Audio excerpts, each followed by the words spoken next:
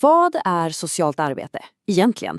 Det är ju en sån här fråga som faktiskt berör oss alla eftersom det handlar om själva skyddsnätet i vårt samhälle. Så häng med, för nu ska vi försöka reda ut det här steg för steg.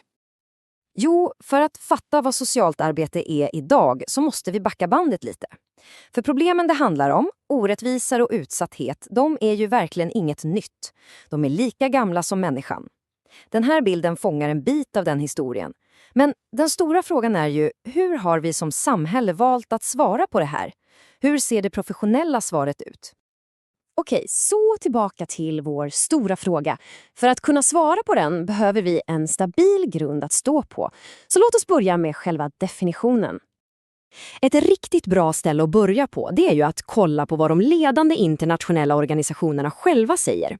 Det ger oss en gemensam utgångspunkt som experter över hela världen har kommit överens om. Precis.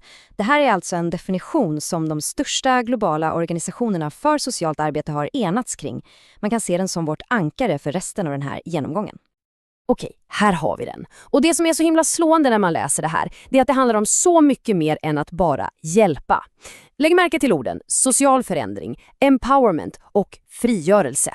Det handlar alltså inte bara om att, plåstra om sår, utan om att faktiskt utmana och förändra strukturerna i samhället och frigöra den kraft som människor redan har. Ja, det där var ju en ganska fullmatad mening, eller hur? Så för att verkligen förstå vad den betyder, låt oss plocka isär den och titta närmare på de två viktigaste delarna.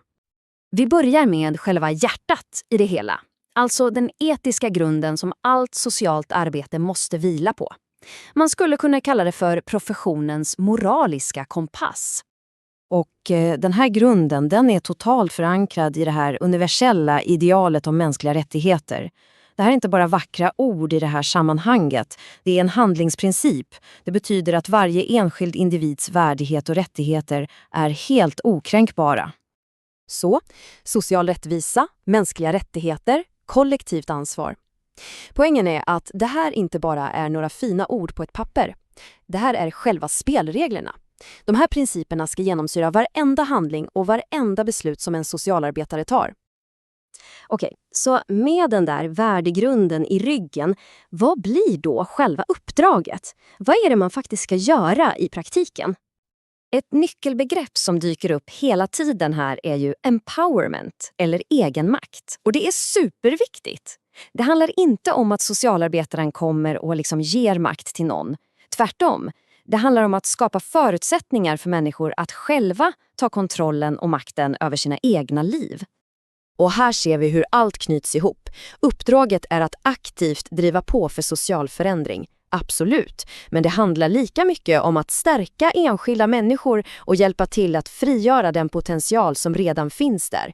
Målet är alltså inte bara att fixa ett problem här och nu, utan att bygga förutsättningar för både människor och samhällen att växa på sikt.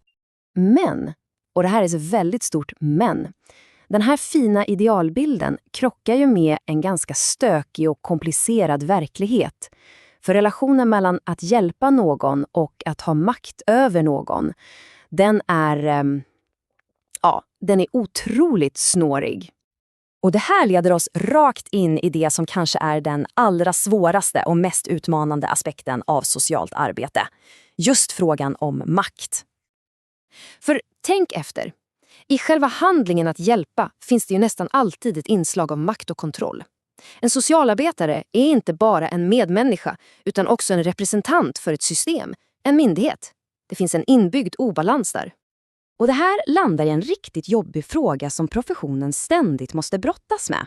När slår den goda viljan att hjälpa över till att i praktiken blir en form av kontroll eller maktutövning? Den här tanken är som sagt inte ny. Filosofer som Michel Foucault argumenterade för precis det här. Hans poäng var att makt inte bara är något som staten har. Makt finns i alla relationer, även i de som på ytan ser ut att handla om omsorg och hjälp. Kritiken går faktiskt ännu djupare. För även själva begreppet empowerment kan bli problematiskt. Om en socialarbetare definierar vad som är stärkande för någon annan finns det inte en risk att det i själva verket blir en form av kontroll. Att det fina språket döljer den verkliga maktobalansen och blir ett verktyg för experten snarare än för den det faktiskt berör.